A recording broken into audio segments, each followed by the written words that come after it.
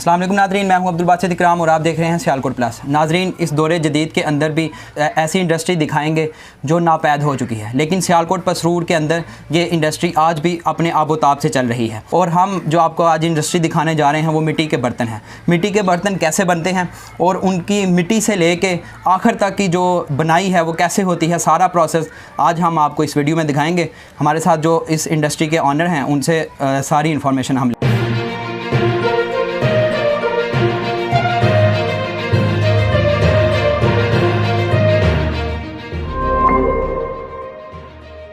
अस्सलाम वालेकुम सर। जी वालेकुम सलाम सर, क्या हाल चाल है? ठीक जी, शुक्र अल्लाह का, अल्हम्दुलिल्लाह।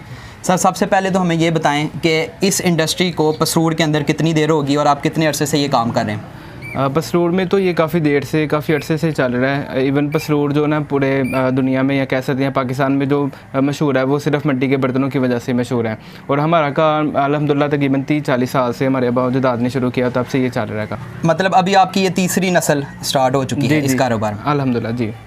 तो आप कह सकते हैं कि पसरूर में सबसे बड़ी जो इंडस्ट्री है वो आपके पास ही? जी, यहाँ पर तकरीबन 20 से 25 कारखाने थे, लेकिन वक्त के साथ साथ ये मतलब कम होते जा रहे हैं। लोग अब इस काम को छोड़ते जा रहे हैं। लेकिन अब भी मतलब अब जो ना कोरोना वायरस के बाद ये दोबारा इसकी डिमांड जो ना इंटरनेशनल लेवल पे बहुत ज़्यादा ये बढ़ गई हुई है। हमारे पास बहुत सारे जो ना वो फॉरेनर कस्टमर जो कॉन्टेक्ट कर रहे हैं। हम इसको सिस्टम को हम खुद, पहले तो ये बिल्कुल नॉर्मल था, बिल्कुल लो लेवल पे था। अब इसको खुद मतलब ऑनलाइन हम कर रहे हैं और बहुत सारे बाहर के लोग जो ना फॉरेनर वो हमसे कॉन्टेक्ट कर रहे हैं इस हवाले से। अच्छा सर, सबसे पहले हमें ये प्रोसेस बताएंगे, इसकी जो बर्तनों की मिट्टी है वो आप कहाँ से लेते हैं? कोई स्पेशल मिट्टी है वो? हाँ जी, बिल्कुल। इसके लिए 2 तरह की मिट्टी इस्तेमाल होती है, एक काली मिट्टी और एक लाल मिट्टी। जो लाल मिट्टी है वो मतलब जो डेकोरेशन पीस होते हैं जैसे गिलास वगैरह, प्याला वगैरह, जिसको आग के ऊपर नहीं रखते वो बनाने के लिए इस्तेमाल करते हैं।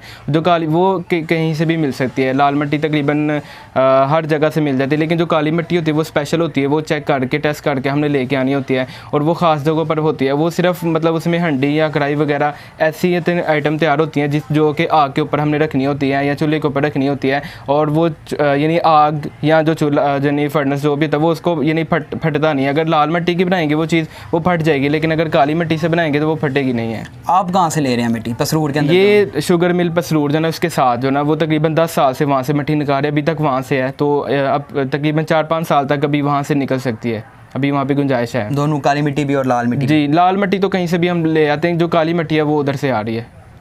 तो आप इधर कौन कौन सी चीज़ें बना रहे हैं? मतलब मिट्टी के जो बर्तन हैं वो कौन कौन सी चीज़ें बन रही हैं आपके पास? सबसे पहले तो यहाँ पर जो हांडी और कनाली मशहूर थी सबसे, यानी हांडी पकाने के लिए और जो कनाली है वो आटा गूंदने के लिए। लेकिन अब वक्त के साथ साथ हम भी मतलब इसको एडवांस कर रहे हैं और तकरीबन हमारे पास 300+ जो आइटम है इस वक्त तैयार है हमारे कारखाने में, जो यहाँ पर बनती हैं। यहाँ पर कुछ बनती है, कुछ हम बाहर से लेके आते हैं यहाँ पर मतलब सेल करने के लिए। सबसे पहले प्रोसेस क्या होता है जब मिट्टी आप ले आते हैं रॉ फॉर्म में? जी, सबसे पहले मिट्टी को लेके आना होता है और बड़ी से हमने एक मदानी बनाई होती है, उसमें मिट्टी और पानी को डाल के वो मिक्स करना होता है और बाद में उसको यानी पुना जाता है, स्कैन किया जाता है। और साफ़ यानी मिट्टी है वो हमने छोटे छोटे जो गड्ढे बनाए होते हैं उसमें चली जाती है। वो तकरीबन अगर गर्मी हो 2-3 दिन में सूख जाती है। फिर उसको मुख्तलिफ जो अड्डे होते हैं जहाँ पर मतलब वो बनाए जाते हैं, वो हांडी हो कनाली हो, वहाँ पर ले जाया जाता है। वहाँ पर अगर वो चीज़ डाई से बनने वाली हो, डाई से बनाते हैं, मोटर से बनाते हैं। जो हंडी है वो अभी तक यानी वो दूसरे हाथ से और पाँव से जो चक चलते हैं, जो मशीनें चलती है उस पर ही वो बनाते हैं।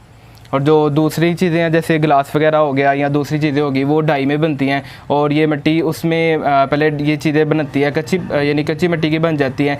और ये जब डाई में तकरीबन ये 1 दिन लेती हैं धूप में, ये 1 दिन सूख के फिर उसके बाद इस पर मुख्तलिफ़ कलर जो ना नक्श नगारी की जाती है। अगर उसको सादा बनाना हो तो सादा भी हम पका सकते हैं, लेकिन अगर उस पर हमने पेंट करना हो पेंट भी कर सकते हैं, ठीक है। उसके अलावा इसमें लेमिनेशन, एक शीशा यानी शीशे की तय चढ़ाई जाती है, जो कि गुजरांवाला में ये कच जिसको हम बोलते हैं, कच बन रहा है, उसको ऊपर तय चढ़ा के फिर इसकी लेमिनेशन भी हो सकती है और उसमें वो उसकी खूबसूरती को और बढ़ा देता है। आपके पास इस टाइम कितने वर्कर काम कर रहे हैं पूरे इस फैक्ट्री में? कह लें इस फैक्ट्री में तकरीबन 30+ वर्कर्स हैं हमारे पास जो यहाँ पर काम करते हैं।